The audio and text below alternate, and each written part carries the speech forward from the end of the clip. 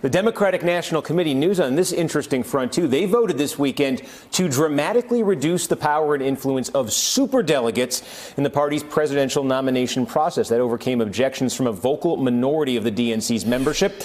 The change will prohibit superdelegates from voting for a nominee at the Democratic convention unless the process becomes deadlocked. In other words, they don't vote on the first ballot. DNC Chairman Tom Perez called it a historic day for the Democratic Party, saying, quote, "We passed major reforms that will not only put our next presidential nominee in the strongest position possible, but will help us elect Democrats up and down the ballot." I'm fascinated by this. The superdelegates started in 1984. Every time you've started to get a close Democratic race, which has happened a few times since then, you hear the complaints about, the will of the people is going to be subverted by the superdelegates.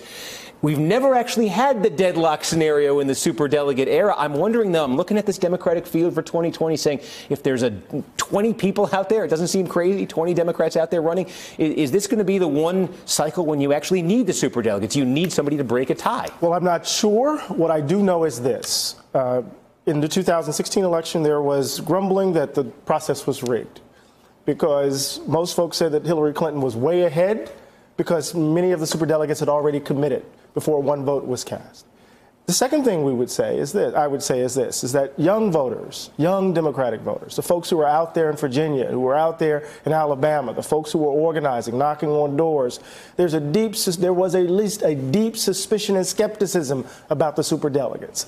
If they did not make a change, that skepticism would have deepened even more. And they need those foot soldiers. Yeah. They need them to turn out. Yeah, I mean, it's a hard from arguing for the idea of, everybody's got a stake in democracy, everybody's got a role, everybody's got to vote. It's a hard thing to sell from that angle. But again, I'm looking at it, and you could always say, you'll go broke betting on the brokered convention. It never actually happens. And I'm actually looking ahead to 2020 and saying 20 possible candidates. Maybe it'll happen, and then you'll need it, right? Exactly. Look, these were huge reforms. Tom Perez, I commend him for his leadership on this.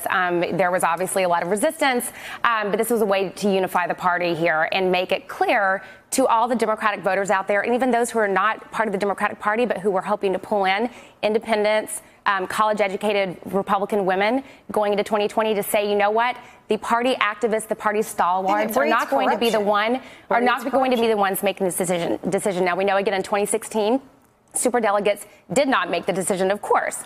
But there was a perception out there, a misperception, but there was still a perception out there that they had undue influence. And this is completely ridding our party going into 2019 and 2020 that happened. Let's play that. If you got a scenario here where, candidate A has got, 1,600 delegates, candidate B's got 1,550, and the magic number is 2,000, and nobody wins it on the first ballot, and then suddenly now they introduce this flood of superdelegates, and the winning margin would that, in this day and age, would that outcome be accepted as legitimate? It could. And I was on Hillary Clinton's 2008 campaign, and part of my job in the last few months of the campaign was to corral superdelegates to support her. So, again, in this scenario, we have not had a scenario like this in God knows how long, that we may have what the GOP primary went through in 2016 with that many candidates. So, but again, at the same time, that is irrelevant to me. What matters is that Tom Perez is showing that he is bringing the party together. He is unifying. This is very important to get the Bernie Sanders supporters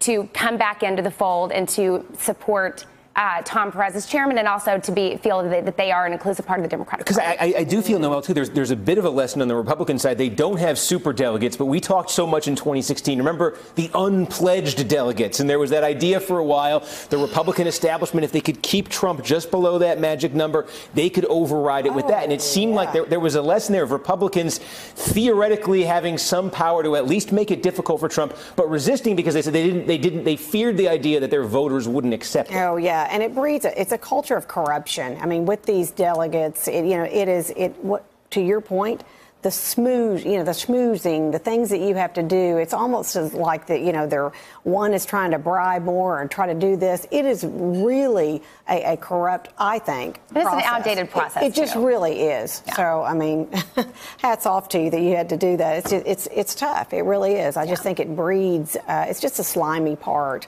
of the election process, if you ask. And does this, Eddie, you talk about those Bernie voters, those young folks in particular, that was where the noise was coming from on these in 2016. Well, does this bring peace to the Democratic It certainly Party? is one huge step towards peace, right? The idea that the superdelegates, these folks who are politicians, folks who are perceived to be in the pocket of Wall Street, these folks who behind closed doors who are making decisions before one vote is cast, right? These folk are objects of skepticism. They are the Republican light folks, as some of the activists believe.